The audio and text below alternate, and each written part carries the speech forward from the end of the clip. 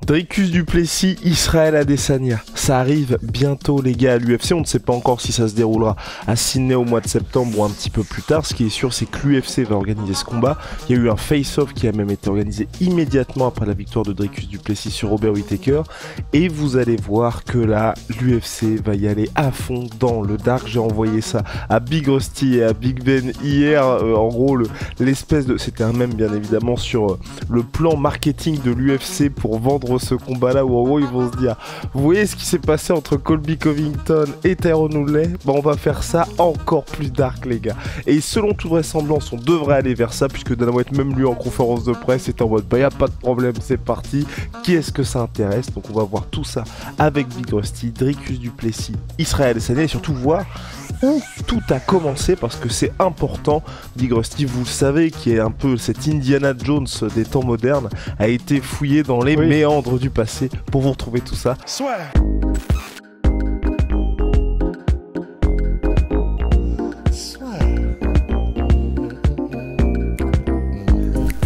Paris sur le MMA avec Unibet.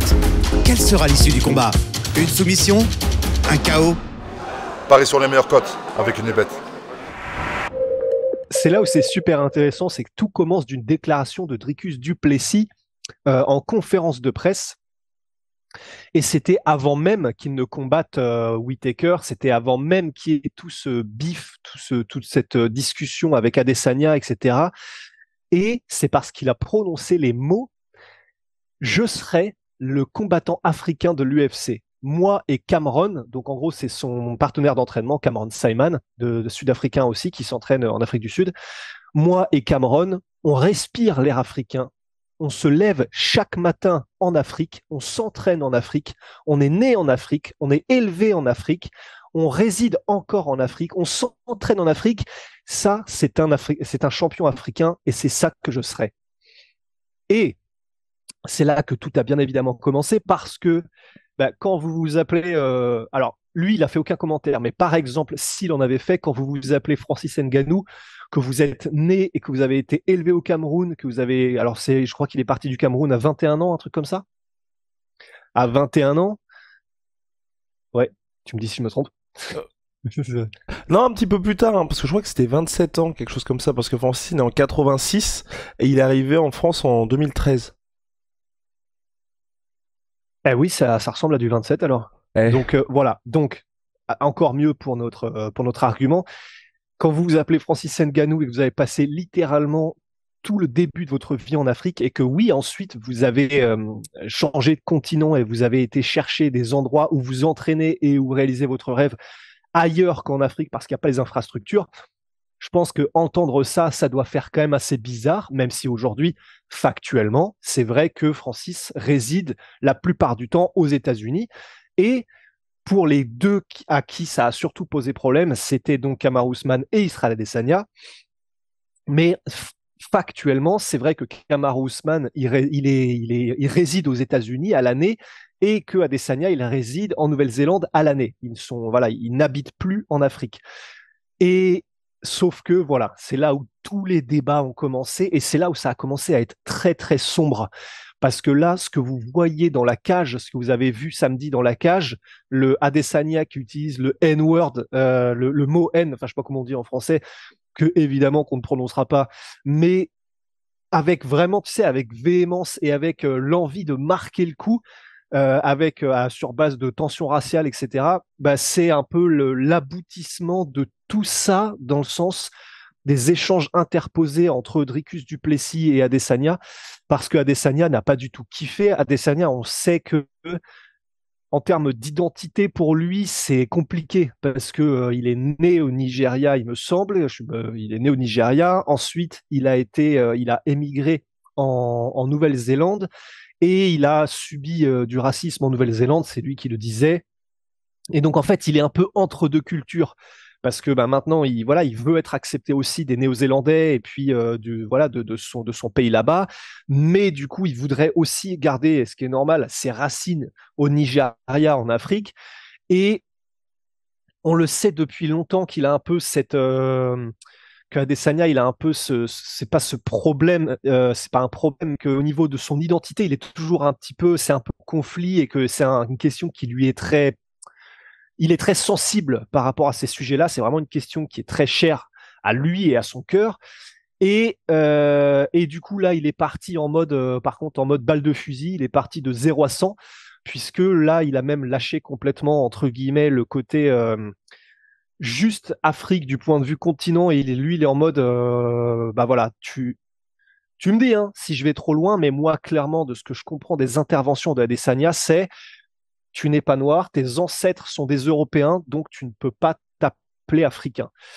Et bah, c'est là où il y a eu tous les débats, et c'est là où, même avant ça, Kamaru Usman, lui, il était en mode, faut quand même que tu fasses attention à ce que tu dis, Dricus du Plessis, parce que, bah voilà, enfin, en gros, ramener un peu aux ancêtres de Dricus du Plessis. Alors, je crois, il me semble, hein, tu me dis historiquement parlant, que les Sud-Africains blancs, ils sont issus, c'est une colonie hollandaise, il me semble, il y a de ça des générations et des générations, et qu'aujourd'hui, c'est pour ça qu'il y a énormément de Sud-Africains qui sont blancs. Et là où c'est un vrai débat, où c'est compliqué, c'est que bah, ils disent ça d'un côté Kamaru Usman et Adesanya, mais par exemple Kamaru Usman, je pense que voilà, il aimerait qu'on dise qu'il est américain aussi. Je pense qu'il aimerait qu'on dise que ses filles seront américaines. Et du coup, bah, on devrait pouvoir dire la même chose de Dricus du Plessis. Enfin, si on veut vraiment qu'il n'y ait pas deux poids deux mesures et considérer les choses exactement pareilles, bah, on devrait pouvoir dire de Dricus du Plessis qu'il est complètement africain et qu'il n'y a pas de problème.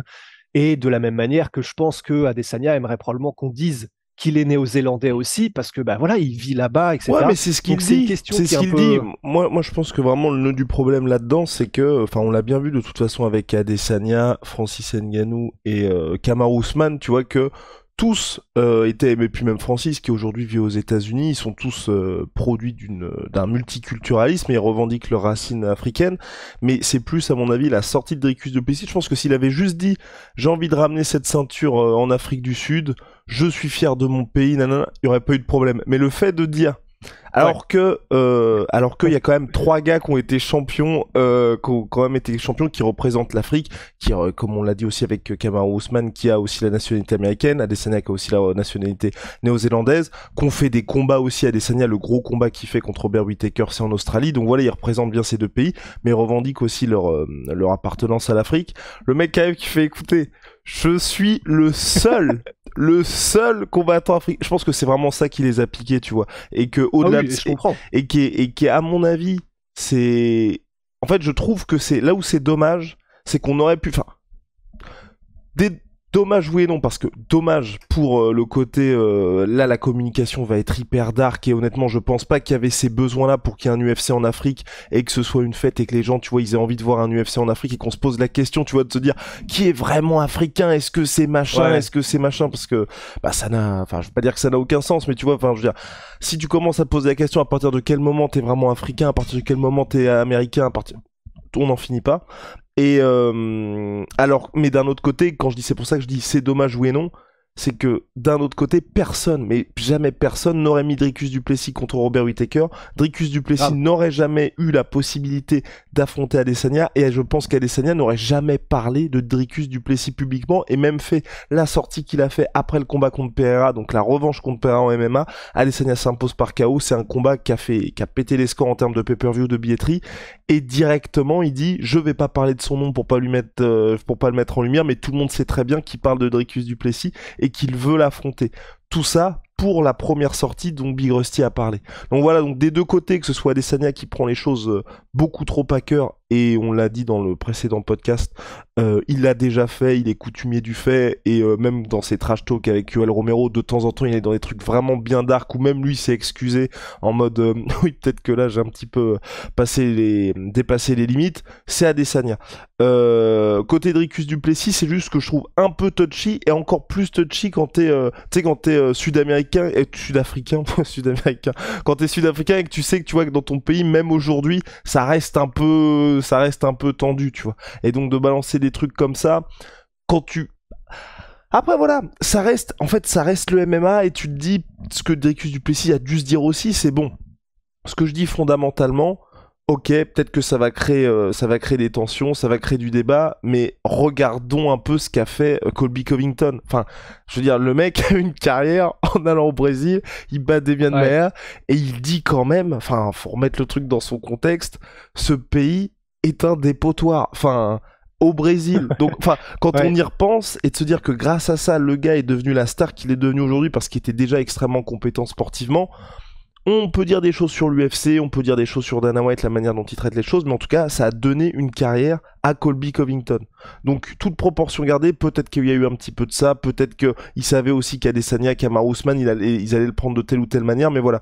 Moi, et quand vous regardez un petit peu comment les gars ont réagi, on a Kamaru Usman qui a réagi d'une manière en mode fais attention à ce que tu dis parce qu'on sait jamais ce qui peut se passer, et Adesanya qui lui par contre il va full blast où il n'y a pas de demi-mesure de non, lui c'est clairement pied au plancher, c'est parti. Et c'est juste ça le problème aujourd'hui, c'est que moi j'ai très peur, tu vois, que ça, tu sais, toujours quand il y a un peu comme quand il y avait Conor McGregor contre Khabib Nurmagomedov, les moments où le trash talking dépasse le côté, on peut faire des vannes et on va dire ça dépasse le cadre du sport et du coup forcément ça devient hyper touchy parce que tu te dis ouh là là là là là là là, personne n'a envie d'aller dans des trucs comme ça et du coup le côté divertissant passe un stade où je veux dire, moi j'ai pas envie d'être interrogé sur des trucs comme ça, tu vois, de dire alors du coup qu'est-ce qui se passe vraiment entre Adesanya et Dricus du enfin. Tu vois, c'est juste un peu ça qui, moi, me dérange un peu. Non, bah c'est clair. Et je suis d'accord, ça me paraît compliqué quand même, et je crois qu'on en avait déjà parlé, mais ça me paraît quand même compliqué qu'il ait pas fait exprès, Dricus du Plessis, de dire les choses comme ça. Oui, je vois pas dans quel monde il ignore que quand il dit « je serai le champion africain », alors que tu as Adesanya et Francis Ngannou et Kamaru Usman. Voilà, il savait que ça allait créer du remous. Ça, je sais pas s'il s'attendait à ce que ça aille aussi loin, mais voilà, il pouvait pas l'ignorer. Il pouvait pas ignorer que ça allait créer tout ce ramdam. Donc voilà, c'est pas non plus comme si ça lui tombait dessus par hasard et que voilà, il va pas jouer les vierges effarouchées non plus. Après, est-ce qu'il s'attendait à ce que ça passe autant en mode hardcore, en mode ça part à moitié en insulte raciale et tout, parce qu'il y avait eu le truc avec bah du coup il y a eu ça le samedi avec Adesanya avec le N-word, et il y a eu le moment où il l'appelait cracker, qui est en gros un terme utilisé pour décrire les blancs mais de manière péjorative. Donc je sais pas s'il s'attendait à ce que ça aille autant dans le hardcore, mais c'est clairement lui qui a semé un peu les graines de la discorde en disant ça. Et je suis d'accord avec toi, moi je pense que du coup là, vu comme c'est parti, pour l'instant sur les réseaux, ça va. Pour l'instant, les seules choses qu'il y a en mode, un truc ratio bizarre, c'est les gens qui disent, bah ouais, ça c'est clairement du racisme de la part d'Adesanya. Mais pour l'instant, c'est tout ce que je vois. Pour l'instant, il n'y a pas d'histoire, espérons que ça reste comme ça, mais vraiment de clan, et où ça partirait dans des trucs où même l'UFC serait en mode, ok, on a créé un monstre qu'on est incapable de contrôler, là, ça va beaucoup trop loin. Mais on joue quand même, là, ça va flirter avec la limite. Ça va dépendre, là, heureusement, mais vraiment heureusement, ce qui s'est passé samedi, du coup, Dricus, heureusement, n'a pas relancé sur tous ces trucs-là. Il est resté, voilà, il a pas rajouté d'huile sur le feu, donc tant que ça reste comme ça va. Mais effectivement, ça, faudra voir où ça va quand le combat sera lancé, parce que quand le combat sera lancé, la construction médiatique du combat, et que Adesanya va pouvoir y aller à fond, parce que là, Adesanya sur ses réseaux sociaux, non seulement il revient pas en arrière, mais il continue.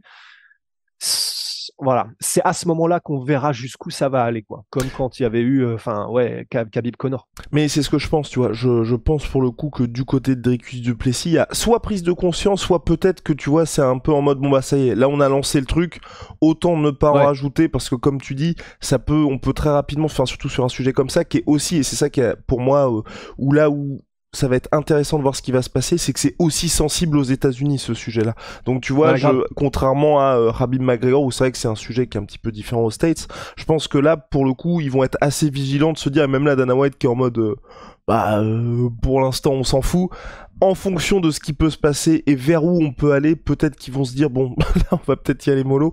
De toute façon, là, c'est lancé. Adesanya, comme tu l'as dit, va pas reculer. Mais Duplessis, je pense que là, ça y est. Il a eu son combat de toute façon. Il est là où il voulait aller. Donc, nickel. Est-ce que, Big Rusty, on a fait le tour sur ce sujet? Ouais, je crois. Mais plus qu'à voir le film. Et pour le coup, heureusement, je sais pas ce que t'en penses, mais heureusement que le combat se fait en Australie. Ouais. Oh là là. Ouais, non, ouais, pas. Oh là là, parce que t'imagines en Afrique, parce que pour le coup, si ça s'était fait en Afrique, donc j'imagine que ça se serait fait en Afrique du Sud, parce que c'est peut-être là-bas qu'il y a les infrastructures les plus, peut-être, enfin, parce que comme il y a eu la Coupe du Monde en plus et tout, si jamais ils avaient besoin, c'est peut-être là qu'il y a les infrastructures les plus propices. Mais en plus, en Afrique du Sud, je m'y connais pas, mais je sais simplement que là-bas, les tensions raciales, c'est quand même assez hardcore aussi.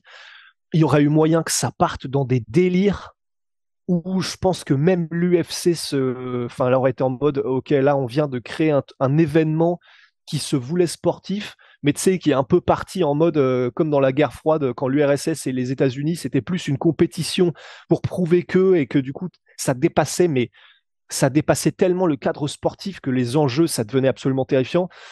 Voilà, au moins il n'y aura pas ça, et normalement, effectivement, en Australie, ce sera beaucoup plus chill déjà. En tout cas, affaire à suivre, Big Rusty. On espère qu'on n'aura pas un petit Dana White qui sera en mode, bon, quitte à rien faire, autant faire quelque chose et y aller full blast dans ces sujets-là, parce qu'on les connaît, évidemment.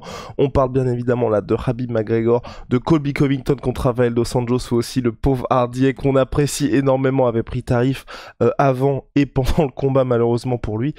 Big Rusty, on se retrouve très vite. Ciao! I'm a sweet pea. Monsieur Protein, moins 30% sur tout MyProtein avec le code la sueur, Big Rusty. T'as rien à montrer? Ouais. Eh ben d'accord. Moi en tout cas je porte le short MySweetPea extrêmement confortable. Comme ça vous faites une grosse session sport et vous pensez moi j'ai à une nous. petite gourdinette là. Eh ben voilà, la petite gourdinette. Allez, on se retrouve très vite. See ya.